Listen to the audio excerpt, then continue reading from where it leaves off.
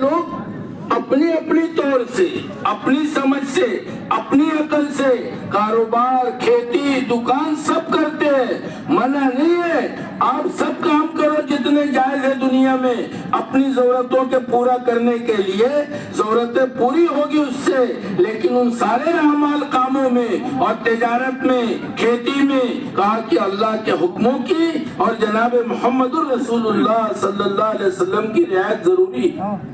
تو یہ بنے گی دنیا، اور یہی دنیا آخرت کے بننے کا سبب بن جائے گی جب زندگیوں میں دین ہوگا۔ اس لیے دین اور آسان بہت ہے، ہم نے اس کو مشکل بنایا ہے، ورنہ دین تو اتنا آسان ہے، جتنے کام دنیا میں ہوتے ہیں اور جتنے کام چلتے ہیں ان سارے سے آسان دین ہے۔ مثال کے طور پہ جس کے دونوں آنکھ نہیں ہے، اندھا ہے اور نابینا ہے، وہ دنیا کا کوئی کام نہیں کر سکے گا۔ جس کے دونوں ہاتھ پیر نہیں ہے وہ دنیا کا کام نہیں کر سکتا، لیکن ایسا شخص جس کے دونوں ہاتھ نہیں، دونوں پیر نہیں اور دونوں آنکھ نہیں، وہ دین پر چل سکتا ہے۔ اتنا آسان دین ہے۔ ایک اللہ والے گزرے ہیں، حدیث کے امام گزرے ہیں، جن کے اندر 5 عیب تھے، دونوں پیر نہیں تھے، دونوں ہاتھ نہیں تھے، آنکھ نہیں تھی، دونوں رنگ کے کالے تھے، ناک چپٹی تھی، لیکن اپنے وقت کے حدیث کے امام تھے وہ۔ اتنا آسان دین اللہ نے ہم کو دیا ہے، کہا یہ دین ہماری زندگی میں آ جائے، اس کی بنیاد ایمان پر ہے۔ بغیر ایمان کے، جیسے حضرت فرماتے تھے رات میں گاڑی بغیر لائٹ کی روشنی کے نہیں چلتی، ایسے ایمان والا ایمان کے نور کے بغیر نہیں چلے گا۔ آکے اس کے لیے دین پر چلنے کے لیے ایمان کا ہونا ضروری ہے۔ اور ایمان کیا ہے؟ کہا کہ جو اپنی اذان میں، جو ہمارے کلمے میں وہ دلوں کا یقین بن جائے کہ بندگی کے لائق، عبادت کے لائق، مانگنے کے لائق، سر جھکانے کے لائق، تمنا کرنے کے لائق، جی لگانے کے لائق صرف ایک اللہ کی ذات ہے، اس اللہ کی بڑائی اندر میں آ جائے کہ وہ تنہا ہے، اس کا کوئی شریک نہیں، وہ سب کچھ کرنے کی طاقت اور قدرت رکھتا ہے، ساری کائنات اور کائنات کی ساری شکلیں اس کی محتاج ہے، وہ کسی کا محتاج نہیں ہے۔ 6 دن میں اللہ نے 7 زمین آسمان بنائے، اس میں کسی کی مدد کی ضرورت نہیں پڑی، اللہ نے اپنی قدرت سے بنائے ہیں۔ جیسے زمین آسمان کو اللہ نے اپنی قدرت سے بنایا، ایسے اس نظام کو بھی اللہ اپنی قدرت سے چلاتے ہیں۔ اس نظام کے چلانے میں اللہ کا کوئی شریک نہیں ہے، اللہ کا کوئی پارٹنر نہیں ہے، یہ اللہ اپنی قدرت سے چلاتے ہیں۔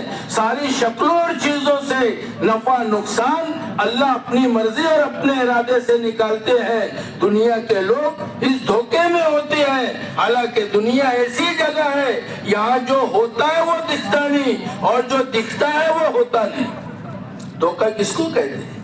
اسی کو کہتے ہیں دھوکہ۔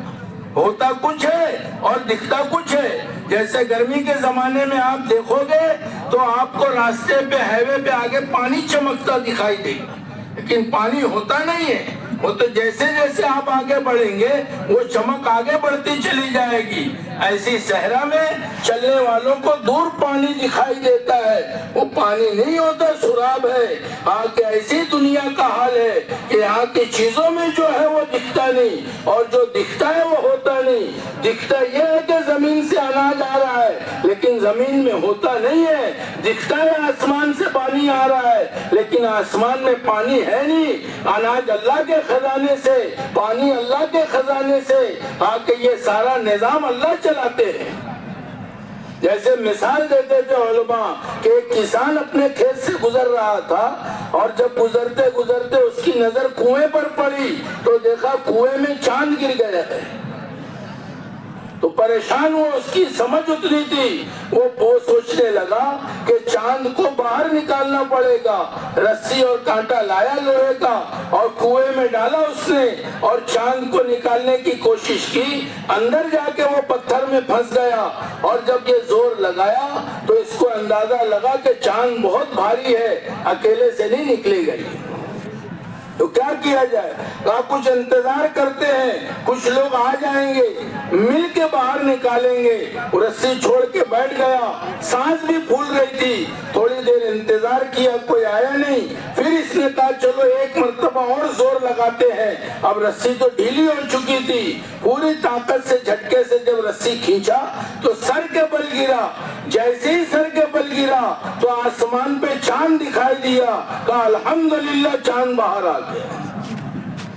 علماء فرماتے ہیں جیسے وہ دیہاتی دو دھوکے کے ساتھ چل رہا تھا، ایسے دنیا کے سارے انسان ان دو دھوکوں میں چل رہے ہیں۔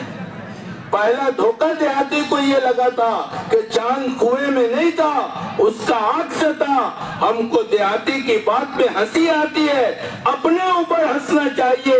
جیسے وہ عکس کے پیچھے پاگل تھا اور عکس کے پیچھے محنت کر رہا تھا، ایسے دنیا کے انسان ان شکلوں میں جو عکس اللہ نے رکھا ہے، عزت کا، کامیابی کا، بلاؤں سے حفاظت کا، ترقی کا، ہم اس کے پیچھے محنت کر رہے ہیں، حالانکہ اصل تو یہ ساری چیزیں آسمان پر۔ اور ایک دھوکہ یہ لگا تھا۔ دوسرا دھوکہ اس دیہاتی کو یہ لگا تھا، وہ سمجھ رہا تھا کہ چاند کو میں نے نکالا ہے تو باہر آیا ہے۔ ایسے دنیا کے انسانوں کو اور ہم سب کو دھوکہ ہے کہ میں کرتا ہوں تو ہوتا ہے، میں نہیں کروں گا تو کیسے ہوگا؟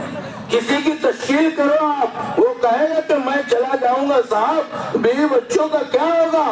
میں تو کرتا ہوں، میں کماتا ہوں۔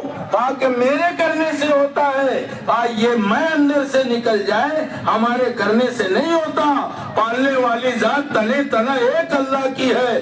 اللہ پاک پالنے میں کسی کے محتاج نہیں ہے، نہ ماں باپ کے محتاج ہے، نہ اسباب کے محتاج ہے۔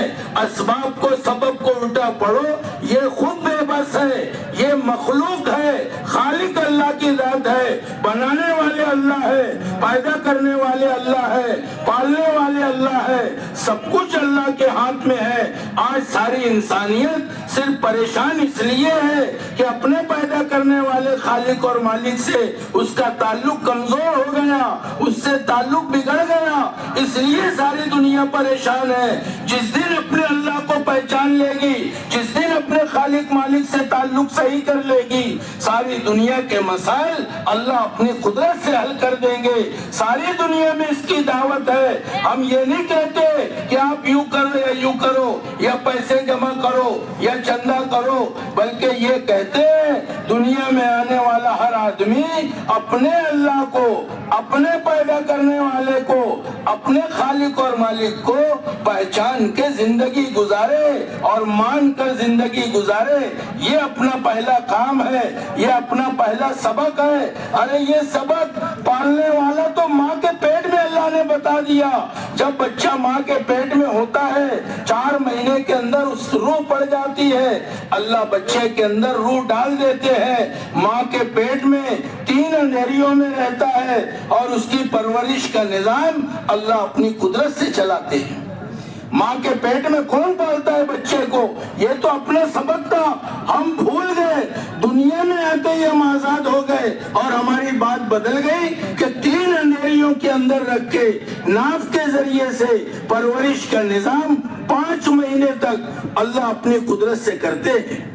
اس کے بعد بچہ دنیا میں آتا ہے، اور دنیا میں آنے کے بعد جب تو ناسمجھ ہوتا ہے، ناسمجھ ہونے کی وجہ سے اس کے بچے کے رونے پر اللہ پاک اس کا نظام چلاتے ہیں، دوا کا، کھانے کا، پانی کا۔ صرف وہ بچہ روتا ہے، بول نہیں سکتا کہ کیا حاجت اور کیا ضرورت ہے یا کیا تکلیف ہے، صرف وہ روتا ہے۔ ماں باپ سمجھ جاتے ہیں کہ کیا مسئلہ ہے اور رونے پر نظام چلتا ہے۔ کہ اتنا بے حیثیت ہوتا ہے یہ کہ اپنے پیشاب پاخانے میں پڑا رہتا ہے، اسے ہوش نہیں رہتا ہے، گندگی میں پڑا ہے۔ لیکن جب عقل آتی ہے، سمجھ آتی ہے، تو نگاہ ماں پر جاتی ہے کہ میری حاجتیں ماں سے پوری ہوتی ہے۔ کوئی ضرورت اور حاجت آتی ہے اپنی ماں کو پکارتا ہے۔ لیکن یہاں بھی دھوکے میں ہے، تھوڑا اور سمجھ آتی ہے تو وہ سمجھتا ہے کہ ماں نہیں کرتی بلکہ باپ کما کے لاتا ہے تو ماں پکا کے کھلاتی ہے، کرنے والا باپ ہے، اس لیے کوئی بات پیش آ جاتی ہے اچانک ہماری زبان سے نکلتا ہے باپ رے، ہاں اندر میں یہ اترا ہے کہ باپ کرتا ہے تو ہوتا ہے، باپ نہیں کرے گا تو کیسے ہوگا؟ جب اور سمجھ آتی ہے تو پھر اپنے آپ پہ یقین بنتا ہے کہ میں کرتا ہوں تو ہوتا ہے، میں نہیں کروں گا تو کیسے ہوگا؟ ہاں یہ دھوکہ ہے۔ ایک مرتبہ ملک الموت ایک شخص کی ظالم آدمی کی روح لے کر جا رہے تھے، فرشتوں نے پوچھا کبھی کسی کی روح نکالنے پہ تم کو رحم آیا ہے؟ تو کہا کہ ہاں، کہا ایک مرتبہ جنگل میں ایک عورت کو بچہ پیدا ہوا اور اللہ کا حکم آیا کہ بچے کی ماں کی روح نکال لو، تو اس وقت رحم آیا تھا کہ یہ بچہ ابھی پیدا ہوا جنگل میں، کوئی نہیں یہاں پہ، سارے درندے ہیں، ماں کی روح نکال لیں گے تو بچے کی پرورش کیسے ہوگی؟ کہا اس کی روح نکال لی ہم نے، اس وقت رحم آیا تھا۔ فرشتوں نے بتایا جس ظالم آدمی کی تم روح لے کر جا رہے ہو یہ وہی بچہ ہے۔ کس نے پالا اسے؟ کہا کہ اللہ پالنے والے ہیں، اپنے اللہ سے اپنا تعلق صحیح ہو جائے، اسی کے لیے ایمان کی محنت ہے، ہر ایک کے ذمے ہے، تبلیغ والوں کے ذمے نہیں ہے، خالی علماء کے ذمے نہیں ہے، مدارس والوں کے ذمے نہیں ہے، مسجد کے امام اور معلم کے ذمے نہیں ہے، بلکہ ہر ایک کے ذمے ہے کہ وہ اپنے ایمان کی محنت کرے، اپنے یقین کے صحیح کرنے کی محنت کرے، اپنے اللہ کو یاد کرے، اپنے اللہ سے تعلق صحیح کرے۔ سب کچھ دینے والا وہ ہے، پیدا کرنے والا وہ ہے، صحت دینے والا وہ ہے، عقل سمجھ دینے والا وہ ہے، زمین اور آسمان کا نظام وہ چلاتا ہے، اس کی زمین ہم استعمال کرتے ہیں، اس کا پانی استعمال کرتے ہیں، بارش بند کر دے ساری دنیا پریشان ہو جائے، اسی کی ہوا استعمال کرتے ہیں۔ دنیا میں کوئی چیز آپ استعمال کرو گے سب کا بل آتا ہے، ٹیکس دینا پڑتا ہے، 20,000 سے زیادہ سانس اللہ کی ہوا کی استعمال کرتے ہیں، اللہ کوئی بل نہیں بیچتے، یہ ساری نعمتیں اللہ کی دی ہوئی ہے۔ اللہ پاک نے جسم کے نظام کو ایسا بنایا، 2 گردے 2 کڈنیاں لگائی ہیں، ایک میں 10 لاکھ چھلنی، دوسرے میں 10 لاکھ چھلنی، 20 لاکھ چھلنیاں پیشاب صاف کر کے نیچے اور خون الگ کرتی ہے، خون کو اوپر کرتی ہے۔ اگر یہ نظام متاثر ہو جائے آدمی ڈائلیسس پہ آ جاتا ہے، آکسیجن کا نظام اور ہوا کا نظام اور سانس کا نظام متاثر ہو جائے تو آکسیجن پر آ جاتا ہے۔ یہ سارا نظام کون چلاتا ہے اور اس کا چلانے والا کون ہے؟ جس اللہ نے یہ نعمتیں دی ہے، جس اللہ نے یہ سب کیا ہے، جو آج بھی کر رہے ہیں، دل کی ایک دھڑکن سے ساری رگوں میں خون پہنچاتے ہیں اور ساری رگوں سے خون واپس لاتے ہیں، یہ نظام کون چلاتا ہے؟ نقطے کے برابر خون دماغ میں جمع ہو جائے، جو عام ایکس رے میں نہیں دکھتا، سٹی اسکین کرانا پڑے گا تو پتا چلے گا کہ باریک سا خون کہیں رکا ہے۔ کیا ہوا؟ کہا کہ ایک طرف کا پیرالائز ہو گیا ہے، ہاتھ نہیں اٹھتا، منہ ٹیڑھا ہو گیا ہے، پیر نہیں اٹھتے، کہ کیا ہوا؟ اور نقطے کے برابر خون جمع ہو گیا۔ یہ نظام کون چلاتا ہے؟ جس اللہ نے سب دیا ہے اس اللہ کو ہم نے بھلا دیا ہے۔ حالانکہ اللہ نہیں بھولتے ہم کو، اللہ فرماتے